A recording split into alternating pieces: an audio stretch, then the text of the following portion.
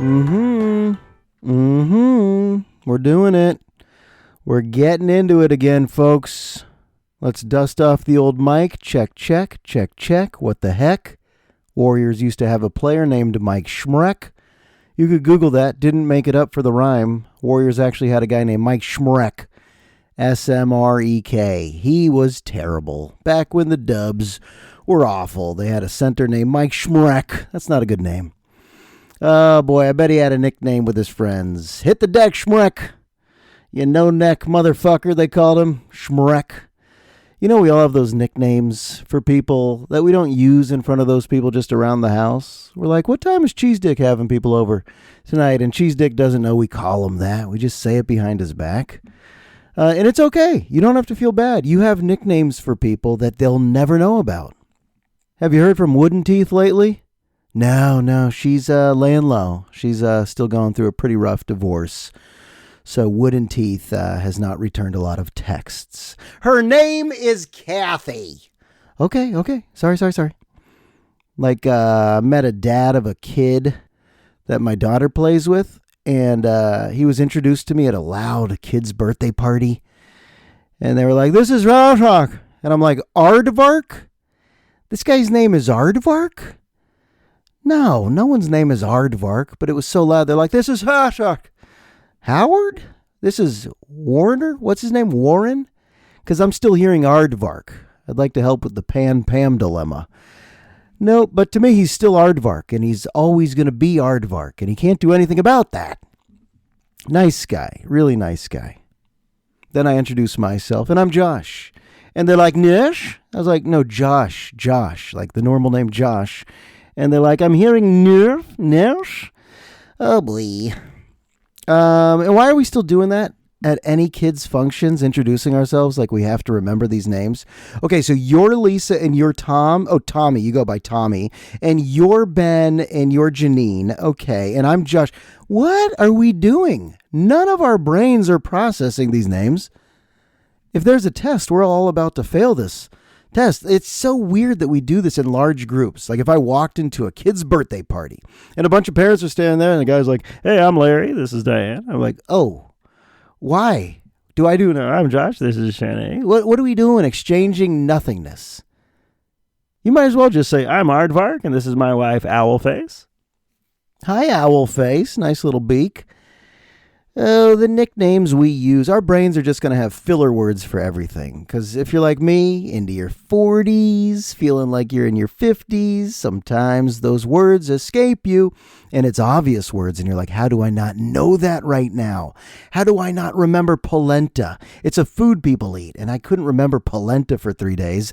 And you're like, was I having a mini stroke? I don't even know. I don't even know why my brain has to call my daughters the different name at least. I don't know. Once a day. Remy? No, you're Mila. You're Remy, Mila. No, I'm sorry. I tap out. Older one and younger one. Okay, wear name tags. From here on out, Daddy's getting a little old. You know, if you're my exact age, like exact, born in 81, then I know how you know about the Beach Boys. See, our parents, they go back to Pet Sounds. They go back to the heyday of the Beach Boys. But if you're my exact age and you had the cassette tape of the Cocktail soundtrack, I know what song meant a lot to you, that you kept rewinding and then play it, and rewinding and then play it. And it's probably how you learned a lot about Caribbean geography as well. Caribbean or Caribbean? That debate plus news, weather, and traffic after this. Oh, shit. How good is this? Aruba, Jamaica, ooh, I wanna take you. Bermuda, Bahama, come on, pretty mama. Key Largo, Montego, baby, why don't we go? Jamaica, go to Florida Key. It's like, it's so unbelievably smooth, but it doesn't sound like old Beach Boys. But to someone like me, you think I knew what Aruba was? Aruba, Jamaica, ooh, I wanna take you to Bermuda. I didn't know that these were real places in the world. I just thought that's the most beautiful song I've ever heard. Thank you for buying me the Cocktail soundtrack cassette tape, because now I can just listen to Kokomo all day long. That was an important song. If you were my exact age at that exact time, it didn't matter. All the other songs on the album, it didn't matter. If one soundtrack had one good song, that was your favorite soundtrack. You know what else meant a lot? If you're my exact age, and you go to McDonald's sometimes, in the back of your head, when you're thinking about what should I get? Should I get a Big Mac McDLT, a quarter pounder with some cheese, filet of fish, a hamburger, a cheeseburger? You know what I'm talking about? That old ad. I was taking my girls to McDonald's the other day, and I was like, I'll give you each $100 if you can recite the whole menu from 1989. And they were interested, and I found it on YouTube. And if you're my age, you know exactly what ad I'm talking about. Hi, may I take your order, please? Big Mac McDLT, a quarter pounder with some cheese, filet of fish, a hamburger, a cheeseburger, a Happy Meal, McNuggets, tasty golden french fries, regular and larger sizes, salad, chef, a garden, or a chicken salad, oriental, big breakfast, a McMuffin, hot dog, cakes and sausage, maybe biscuits, bacon, egg and cheese and sausage, Danish, hash brown, 2 and 4, dessert, hot apple pies and sundaes, 3 varieties of soft serve cones, 3 kinds of shakes and chocolatey chip cookies, and to drink a Coca-Cola, Diet Coke, and orange drink is right, and coffee, decaf, 2, a low-fat milk, also an orange juice. I love McDonald's, good time, great taste, and I get this all at one place. Oh my good Lord, he did it, and I memorized it with my sister when we were young in the 80s. We said Big Mac McDLT, a quarter pounder with some cheese, filet of fish, a hamburger, a cheeseburger, a Happy Meal, McNuggets, tasty golden fries, and regular and largest side, and then I fall off. But there's salads on the menu. You remember McDonald's salads? I'm just going to be healthy today. I'm just going to get a mixed salad. Biscuits, bacon. You remember the big breakfast in that big styrofoam container before people cared about styrofoam or anything about the environment? Do you remember that, when people just didn't give a shit about anything about the environment? And now it's like, you saw styrofoam? Have you reported it? We shouldn't. And by the way, not to be controversial, but I'm done with paper straws. I know that's the most obvious take, but really, let's stop with that. A Coca-Cola, Diet Coke, an orange drink, a Sprite, a coffee, decaf 2, a low-fat milk. I'm now reading it. I Googled it. I love McDonald's. Good time, great taste. I get this all at one place. And they're like, yay, if you memorize the whole song, you get something off the menu. And McDonald's Monopoly was fun. And McDonald's, even though it's so bad for you, aren't all of our memories of McDonald's great? Happy Meal toys. How good is that soft serve? Holy moly. And the kids still love it. We're all gonna be obese. That's how that poem ends. We all know the poem, Aruba. God. Is there a place called Kokomo? I remember when I went on spring break to Lake Havasu, there was a bar called Kokomo's, and everyone was smoking and drinking, taking shots and sweating, and that was considered fun. And now if you threw me into that, I'd be dead in 24 minutes. Hey Josh, go into that sweaty club, smoke, 18 cigarettes, have about 7 shots of Patron. Actually, no, that's too high shelf. Have about 7 shots of Suiza or Hornitos. And then just have loud conversations and scream the lyrics to some Nelly. Oh, it was the best at Kokomo. We'll get there faster if we'll take it slow. That's where you wanna go to get away from it all. Bodies in the sand. Tropical drink melting in your... Isn't it weird that it's still so good? And was Uncle Jesse Consopoulos from Full House a part of the band, or did I make that up? Did I have a fever dream that John Stamos was in the Beach Boys simply for the song Kokomo when they performed that? Did I make that up? You could tell me. Sometimes our memories are just inaccurate. Complete false memories. All right, how you been? Let me welcome you in officially. This is episode 263. My name's Josh. You found the right podcast. Let's just all take a breath. Let's try to center ourselves. Whew, I couldn't even take a breath. Too nervous to even take the exhale without getting back to the episode. Is anyone chill anymore? No. No one's chill. If I just look at one newspaper one day and I go, Israel and Palestine and Hamas and Ukraine and Russia, and now Trump wants Greenland, and Trump got Maduro out of Venezuela, and the protests in Iran, and the ICE agents killed a woman, and I'm like, how could anyone be chill? I think chill people are extinct. Chill people are absolutely extinct. If you have this device and you get alerts about, oh, they got Maduro in the middle of the night, and you're like, I got to now read everything about that because that sounds like an action movie with Van Damme or Stallone in the 90s. And you're like, damn, they did what? The CIA did what? And you see Maduro like, what? What's going on? What's going on? He just looks so out of sorts, getting captured with his wife. And where is he now? And what's he eating? And what's he wearing? Like, did they bring him more underwear? I don't think they went to his house and got him enough underwear and socks to just be abducted for a long time. I'm now curious about that. You can refresh any news story and it's fascinating. And then you're like, it's just robbing my brain of the ability to relax and chill. So I do want to just throw my device away. I'd love to. I'd love to detach entirely from this world of ChatGPT and Google and Reddit and YouTube and however you're listening to this podcast as a tech experience as well.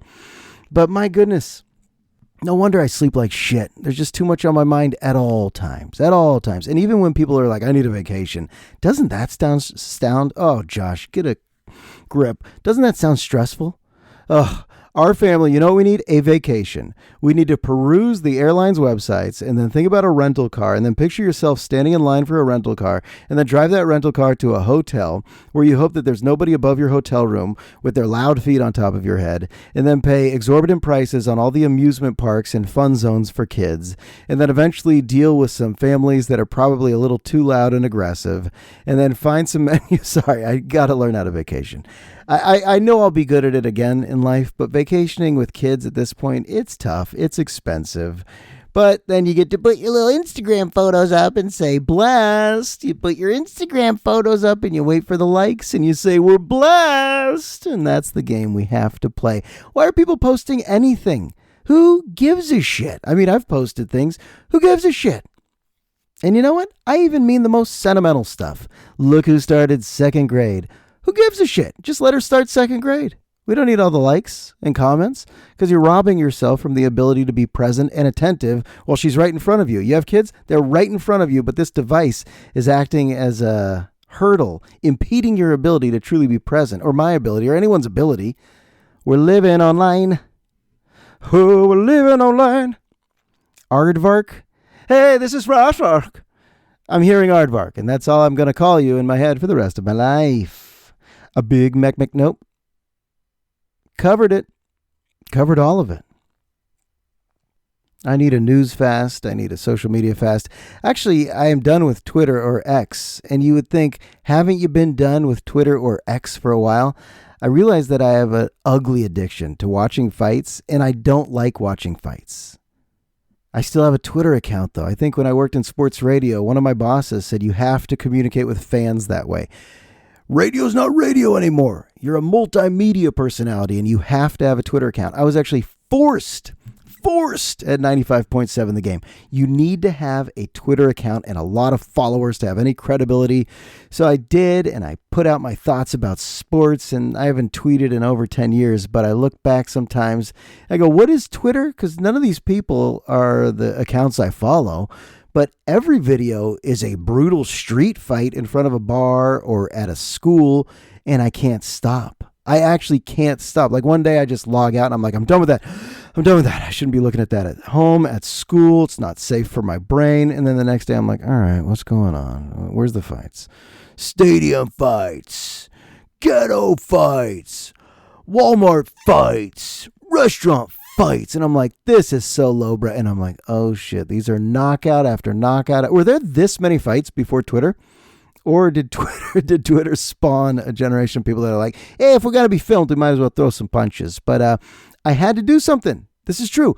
I Googled, how do I stop myself without completely ending my account? Because I don't want to go full cold turkey. I want to go lukewarm turkey. And I said, how do I just stop my devices from allowing me to go to Twitter? And there's something called Leech Block. I downloaded this app. It's a software, I guess, where now I can't go. And I've started as of 3 days ago. I have not seen any fist fights. So I'm proud of myself. And I've never liked fights in my life. I don't like looking at them, but I do. Is that weird? Do you have anything about yourself where you're like, why do I do this? I don't know why I do this. I'm fully addicted to this, and I know it's bad for me, and I hate it, and I don't feel good afterwards. Yeah, those are the weird things. But you can find Leech Block online. You just can't find it in other aspects of your life. I'm doing a dry January, 12 days, not a drink, or 13 days, not a drink. I don't love it. I don't love it. Not to say I was drinking much before that, but dry January, the fad, the challenge, reset your brain, revisit your relationship with alcohol. And I'm thinking, come February 1st, what happens? Do you lapse back, or does your brain rewire in a way where you're like, no, I just want health, and more health? I don't know. I'll keep you updated, but it's my first time ever doing one of these dry Januaries. And every day my wife and I are screaming at each other, when? When is it February? What the fuck have we agreed on? But we're going to survive. We're going to do it. We just need your support. We need your thoughts and prayers and your support at this time. Or we need to post on social media more, because that's what bored people during boring dry January are doing. I'm so bored, I want to post nothingness and then see if anyone responds to my nothingness. Holy moly. All right, I'm going to get into the one topic I wanted to tackle. And this is kind of heavy, but hey, you waited in line for this roller coaster. You don't just want smooth sailing. You want some twists, some twirls, some loop-diddy-loops. Loop-diddy-loops. Is it an upside-down roller coaster? Are you this tall? The Rosenberg family, rarely that tall.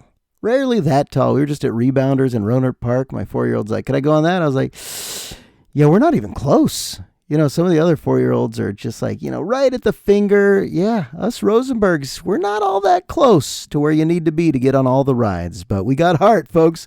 We got heart. The heavy portion of the show is fine. Let me just get out in front of it. It's fine. But a few weeks ago, my mom had brain surgery. And there's medical words I'm going to use, but I'll just start in layman's terms. Brain surgery, and that causes people to go, oh no. That's your reaction, right? Oh no. Craniotomy, we're alive in 2025, 2026 actually, and we have neurosurgeons that could just crack open your skull and take out what they need to take out and then put your skull back together and give you like a few pills and say you should be good in about 2 months. That's awesome. I mean, it's just such a blessing. How grateful are we to be alive right now when we can do a craniotomy to remove a meningioma from a right parietal lobe. Are you writing this down? I had to learn about it. Thank you, ChatGPT, for teaching me all about it. So my mom, I'd say 6 months ago, I don't know, is a psychotherapist, and she was with a client, and all of a sudden she couldn't produce words. And it's scary if you can't produce words. It sounds like a little stroke. And then she had a CAT scan, and they found that there was a mass, but they said it's not connected to that mini stroke. We do see a tumor. And my mom didn't share any of this information with me or the fam because she doesn't like for us to worry. That's an amazing quality. I wonder if I'll do the same with my kids. Like if there's ever real heavy news, to just conceal it until I know they're ready to hear it. Because most of us aren't ready to hear that your mom has a brain tumor and she needs to have a craniotomy. But she had it on December 23rd. She had it. We went up to Redwood City.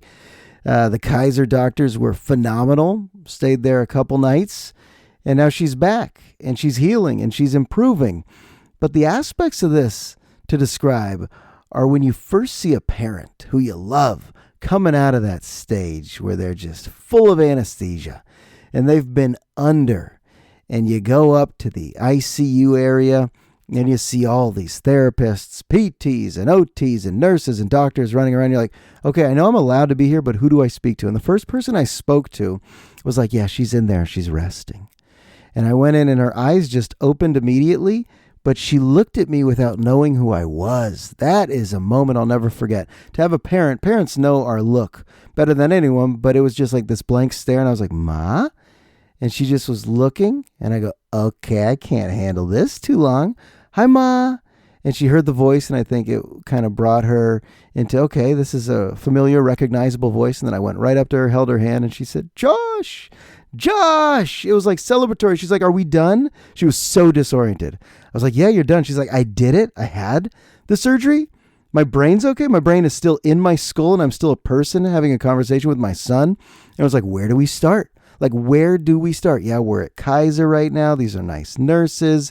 You're hooked up to a bunch of stuff. I can't explain. I don't know all the medical devices surrounding her. My buddy Rick would, who's a nurse, but I was just trying to, get her oriented.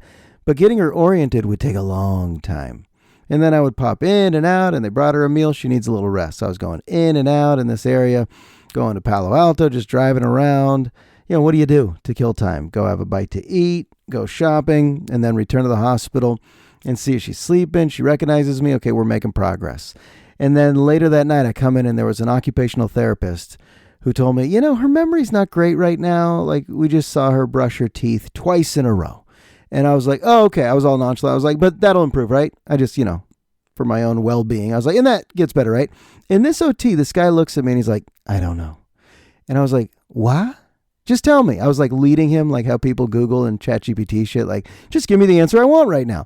So she'll eventually get her memory back. And he's like, I can't make you that promise. And he had a dramatic voice. I know he didn't mean to have a dramatic voice, but he's like, sir, are you sitting down? I'm like, what? I'm standing right in front of you. We don't know if she'll ever understand that she needs to brush her teeth only once. I was like, okay, should I be talking to you or should I find a doctor? But instead I was like so dejected. I wanted to hit the ground. I was like, what do you mean? What do you mean? And he's like, yeah. And with her walker, I was like, walker? Will she need a walker forever? And he's like, I can't answer that right now. The chances are 50-50. I was like, who are you under the mask, Mr. OT, who's giving me 2 dramatic answers in a row? And I couldn't stop thinking about, is she going to have a bad memory and need a walker? And he's like, she'll need this to get up and sit down. I'm like, my mom with a walker, she'll kick that aside in 2 days, which she did. But she promises, okay, I'll use it. She's a pretty independent person. We know she's not going to use it, but she says, I'll use it. I'll do it. I'll use it. And then I'm like, okay, when does her brain heal? And no one has a concrete answer. When can she drive again? And no one has a concrete answer. And I'm like, I didn't expect this part of the surgery. A lot of, we don't know, sir. We can't say right now, sir.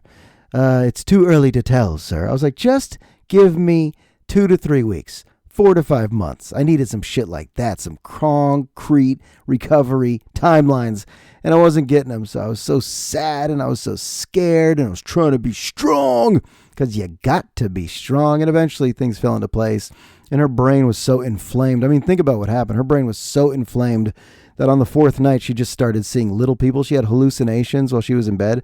She's like, Josh, have you met my friends, Michelle and Rosie? I was like, who? What? Josh, have you seen the cowboy on his way to Amarillo? He's coming in. I go, what? What are you seeing, Josh? These are my friends, the Keebler elves. They'll be cooking up Magnadoodles. Magnadoodles? I meant to say Magic Middles, which was a great cookie back in the day. But a Magnadoodle is something totally different. Maybe my brain ain't working so well. Maybe I need a craniotomy. But how cool to know if I did one day. They do that shit. That surgeon did 2 or 3 or 4 in one day. Just like, yeah, I got to keep going to work. Got a lunch break, and then I'm going to open up another person's head and then fix what's going on in there. And then I'm going to go home and watch the new Chappelle special, have a glass of wine, and then go to work again. Hey, neurosurgeons, you're heroes. Hey, neurosurgeons, you're amazing. And hey, listeners of the podcast, you're nice. You sat through another story. My mom's going to be fine. But sadly, here's really where I hit the e-brake on this episode. We moved into our home in 2018. Do you say 2000 or 2018? I use both. Often with a T sound, often or often. Let's not go down that path. But when I first moved in, I had my old beagle and I walked him 3 times a day. And that's when you really get to know your neighbors. Your neighbors with dogs or your neighbors who just hang out in front of their homes. You really get to know them. And when you don't have a dog, then you don't know anyone. It's weird. But you have a dog. Hey, good morning. You know, your little small talk with all your neighbors. Hey, yeah, you look cold. Yeah, got a scarf. I got a scarf. Yes. You laugh about shit that's not funny. Oh, it's been so hot. I'm sweating like a pig.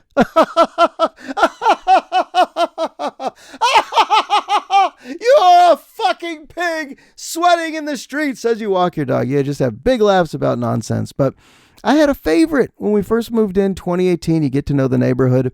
2 houses down.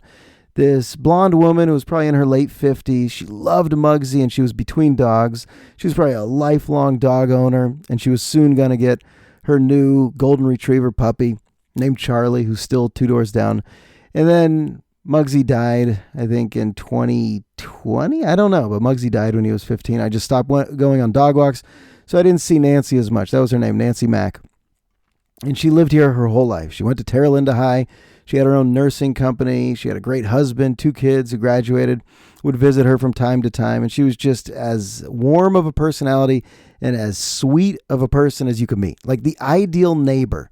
You know, she'd stop, we pet dogs, we talk about life, we talk about anything happening in the news from Trump to the pandemic to sports. And she was just like wonderful energy. And then I said to my wife, probably 6 months ago, I was like, you never see Nancy anymore, yeah? And she's like, yeah, have you? I think I've seen, like, you see someone so frequently, you're like, yeah, they're probably around. And then I was like, I really haven't seen her in a long time. And she was so full of life. And then my wife went online and just Googled her, and we found her obituary. At 60, she passed. I don't know how. And I was like, shit. For me, that hit me as hard as anything. Like, to really come to terms with your own mortality. Fertility? No, wrong word. Go with mortality. A story like that. Now, we see in the newspaper every day so much death. So much death. But when it's someone you know who you like down the street, who you said hi to every morning, that'll sting to the point, who's so healthy and full of life, she seems so healthy and full of life, then you're like, oh, I could go at any moment. Clearly. But the brain could barely wrap itself around that. And I heard this neuroscientist on with Theo, and he said, this guy was a great interview, and he said he was diagnosed with terminal cancer. Doctor told him he had 4 years to live. And he's like, instead of getting sad, he's like, I just started writing a will, started getting my files together. I started thinking pragmatically, okay, what do I need to do now that I've been given a sentence of 4 years to live? And he's like, my brain was just planning forward. And he said, this is a neuroscientist, our brains have a mechanism that can't stop planning for the future. So it's tough. Even if you're told you're going to die soon, which is so morbid, your brain can't fully wrap itself around that. That's a concept that our hardwired software will not stay with. So even if I'm like, wow, I could pass at any moment, and it's a sad thought, that's a passing thought. That doesn't stay with me. If it were a thought that could stay with us as humans or stay with me, I think a lot of us would be even more depressed than we already are. And we're already a very depressed human race right now in many ways. If you look at the pharmaceutical sales companies, you'll realize a lot of people are reaching for those antidepressants more than ever. Or a lot of people are reaching for meditation or becoming fitness addicts or trying to eat. Well, why are we doing any of this healthy shit? It's because we know we're always dancing on this fine line of, okay, am I going to dip into the world of sadness, depression, fear? No one's chill. Like I said, go read the newspaper. Go scroll through any news site and at the end say, how do I feel right now? I bet your pulse rate will be up. I bet you'll be constipated. I bet you'll have zits. I bet you'll have gray hair and wrinkles. I bet you'll have an ulcer. Like, what's your ailment right now? It's probably circumstantial. It's probably the surrounding factors in your environment or what you're reading or the people around you that are causing you to feel that way. Even the people you love. I mean, isn't that weird? Even the people you love the most stress you out like a motherfucker. Oh, like a motherfucker. They sap you of all your energy to the point where you're like, I just need some alone time. But good luck finding any alone time. I'm saying good luck to you, Chuck, finding any alone time. Because when you do, when you putz around the house too long and you get, I don't know, a day or two of alone time, you know what happens? And I'll just speak for myself, boredom. And that is what a lot of people are scared of too. So it's like the grass is always greener. If your life is too busy, you're in that rat race of life, you got too much work and too many events and too many thoughts. And then all of a sudden, what if you got 3 days to truly chill, to detach from everything and do what you want? I feel like after 2 or 3 days, you'd be like, all right, give me the hamster wheel again. I just want to get back on it. I think we're wired to stay busy. This happened. My wife took the kids to Minnesota. I had like 4 days alone. And by the last night, I'm like, come back. I don't know what the fuck to do with myself. I've watched all the sports documentaries and stand up. I'm not drinking. It's dry January. Just come back. I need people. I need this. I need the stress. I need to stay busy. We're addicted to whatever condition we're in, but it's a condition that allows us to keep going forward and move and move and keep moving and keep moving. And this entire episode is dedicated as he talks about more death. God, you didn't sign up for this, but you got it. Bob Weir passed. And Bob Weir was amazing. I saw Bob Weir perform live once. And he, just like my neighbor passed, was a true gentle soul. A warm personality with wonderful energy. So let's end this episode by saying farewell, Bob. Oh, what a long, strange trip it's been. I'll talk to you soon.